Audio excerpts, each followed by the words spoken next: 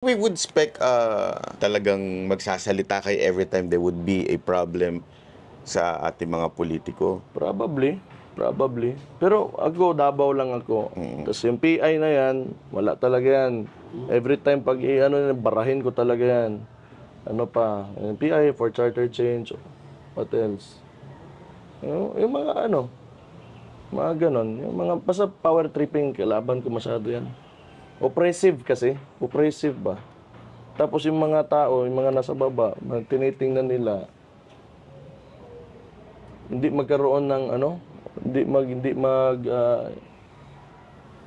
magkaroon ng critical na view towards sa mga taong nasa sa taas kasi takot eh. Hayaan mo na yan kasi magagalit yung mga ganon. Okay naman, pero hindi sa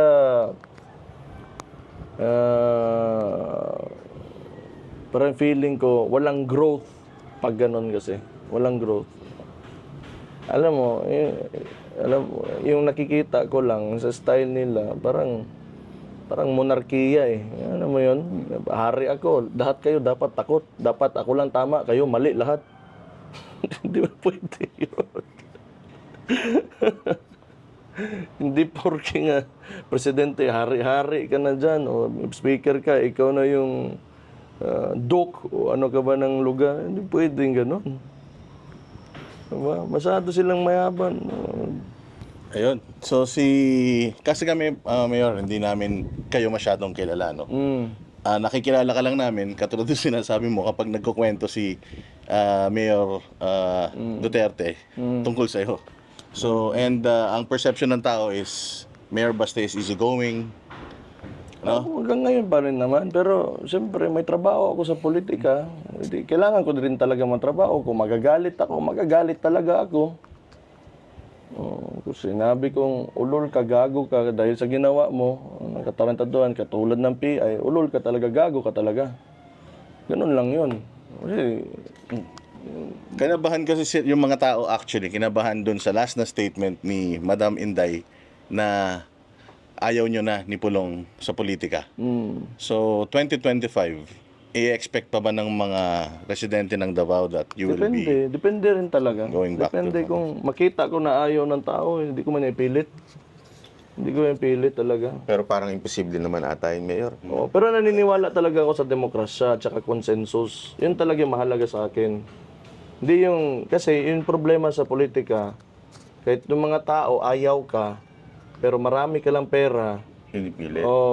bilhin mo, you spend money on your candidacy, ipipilit nila kasi marami silang resources eh. Ito po ba yung kulelat na presidential survey na 0.0 lang ang ratings?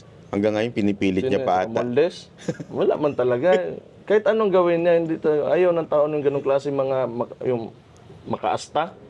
Wala yan. Wala talaga yan. Pero si Speaker, nakausap niya na siya dati, hindi pa? Kausap ko, maayos naman. Maayos naman. Tapos ngayon, putangin na, biglang yabang ba? Sabi ko, ano itong tao na to? Nagtaka talaga ako. Nagbago talaga. Yung naiba.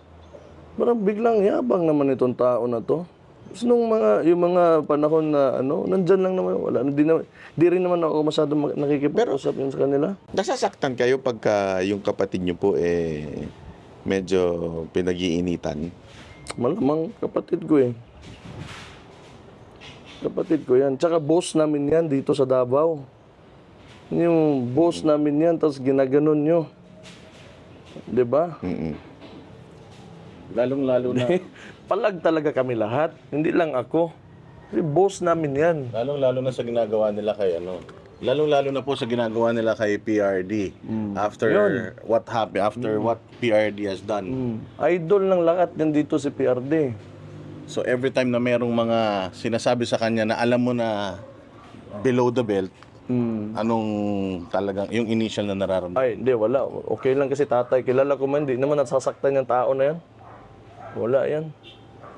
Yung swerte mo lang, pag di ka sinagot, pag sinagot ka, sira ka talaga. Ganun lang yan. Pero yung wala yan.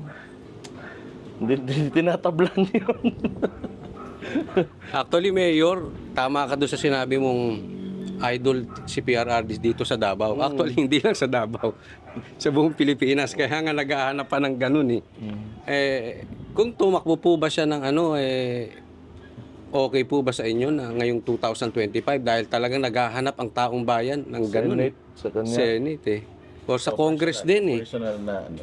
Hindi kasi, sa totoo lang kami sa pamilya ba, wala talaga isa sa amin na makapagsabi kung anong gawin ng isa.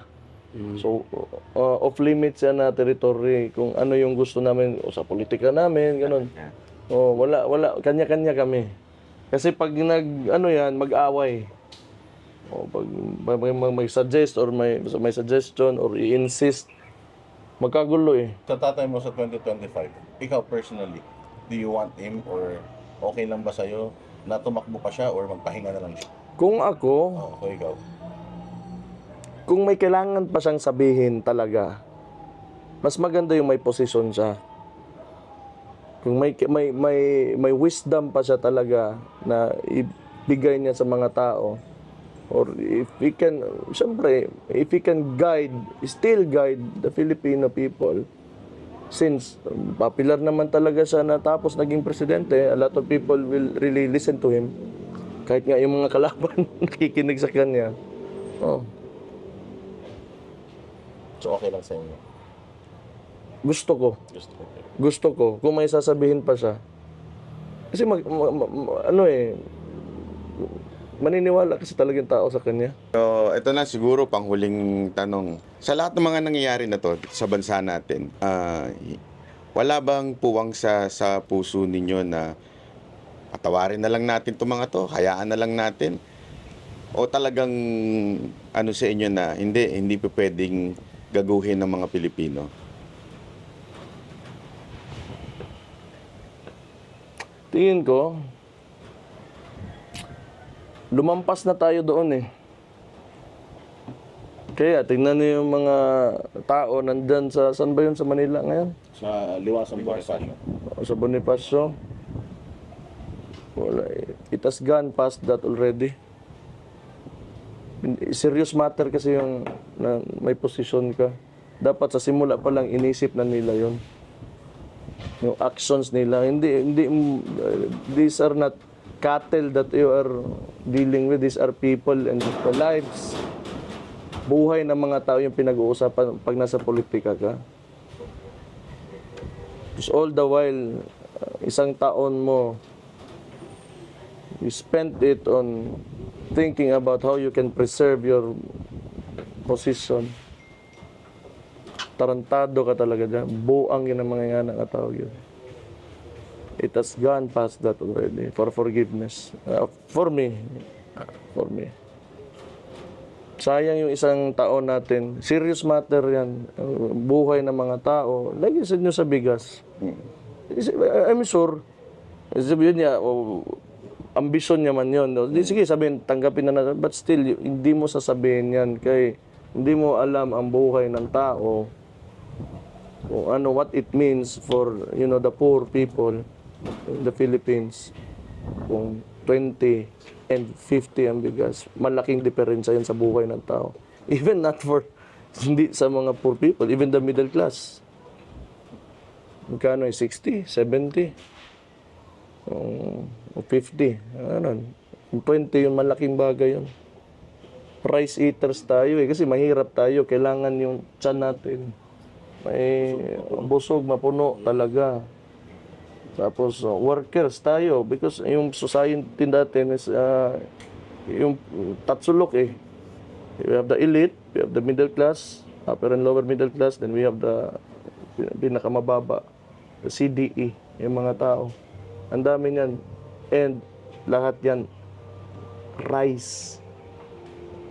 So that's a very serious statement na sabihin mo ganun lang and like parang wala lang. It has gone past that already. Wala na tayong pag-usapan. Tayo na. Hindi niyo pinag-isipan lahat ng ginawa niyo eh. So, hinayaan yan sila for a certain period of time last year, di ba? So now, pumasok itong bagong taon, may rally. Ayan. That's what you get. That's what you get. There are no room for excuses, especially, sa mga ganitong klase mga sitwasyon ng isang bansa. The people, there are still people who are suffering, hungry, do not have shelter, and like having a hard time of getting basic services. So then you spent your year on your self-preservation, your politics and whatever. Ayoko.